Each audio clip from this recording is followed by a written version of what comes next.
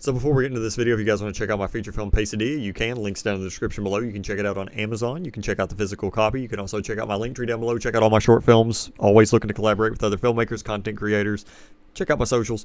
And we're going to be talking about The Last Showgirl. Now, please forgive me. I'm still using this little webcam setup. Promise my videos will look pretty after this. I've just been really busy trying to get this out. But I had a chance to see The Last Showgirl, directed by Gia Coppola. I found an early screening.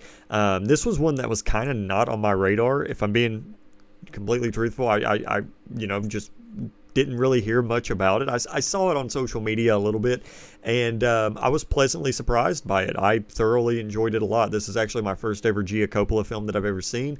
The film stars Pamela Anderson, Jamie Lee Curtis, Kiernan Shipka, Brenda Song, Dave Bautista, Billy Lord, Jason Schwartzman. It's got a pretty good cast there. I mean, pretty stacked cast. I'm not going to lie. Some A-list stars, and people aren't really talking about it that much. This is considered, I think, a 2024 film. I think it also got 2 nominations for SAG, which is always a plus. But the synopsis actually really isn't even that long. A seasoned showgirl must plan for her future when her show abruptly closes after a 30-year run.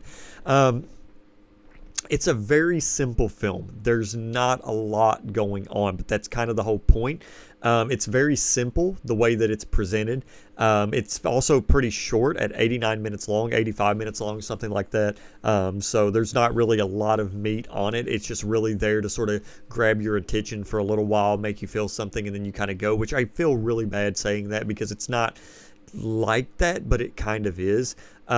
You really do get to see one thing that I actually told one of my friends that I saw it with whenever it was over was, if the film would have came out around 2020, 2021, around those COVID years, I really do think that this film would have probably kicked ass, if I'm being honest, because it's just 2022, 2023, 2024. I mean, they've been stacked years right now. I mean, the films that are coming out, I mean, for anybody that's saying that, films are garbage or, there's nothing original coming out, I disagree. I think the last 3 years for film have been kind of nuts, but I do believe if this film would have came out a few years ago, I think it would have done pretty well, especially when like Nomadland was out and stuff.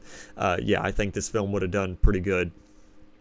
It also got 2 nominations at the 82nd Golden Globe Awards: Best Actress in a Motion Picture Drama for Anderson and Best Original Song, Beautiful That Way. It's a pretty film to look at, and the dialogue is snappy.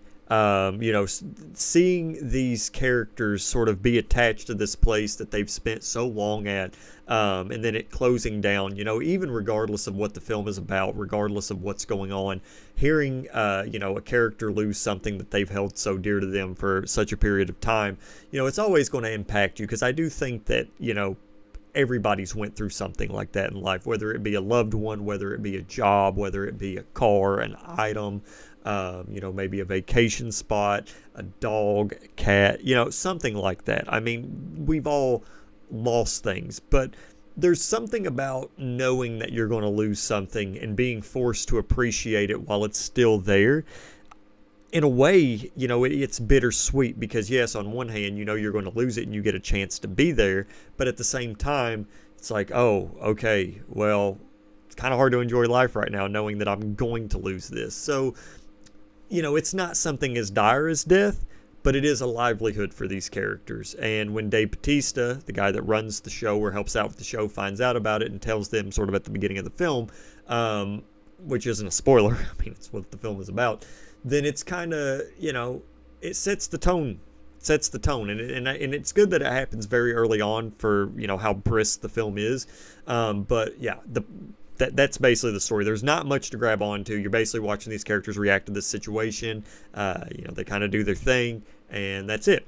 But the performances are what's really impressive, especially Pamela Anderson. Pamela Anderson is so good in this. If she ends up getting an Oscar nomination, which I don't know if she will, but if she does, my gosh. I mean, Pamela Anderson in this film is terrific. She's one of the best performances I've seen last year.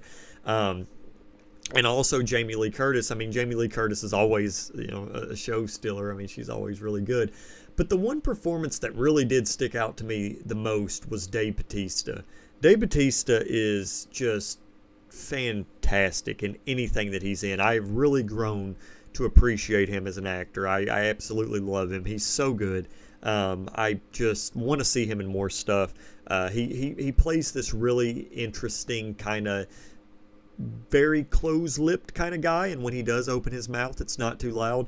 And he was also really good as well. So yeah, The Last Showgirl, it was a fun time. I enjoyed it. Very glad that I actually went and watched it. If it's coming near a theater near you, definitely check it out. Another thing that I also wanted to talk about too, the cinematography. The cinematography is also really good. I am the type of dude, I really love like Kubrickian shots and sterile looks and still camera wides.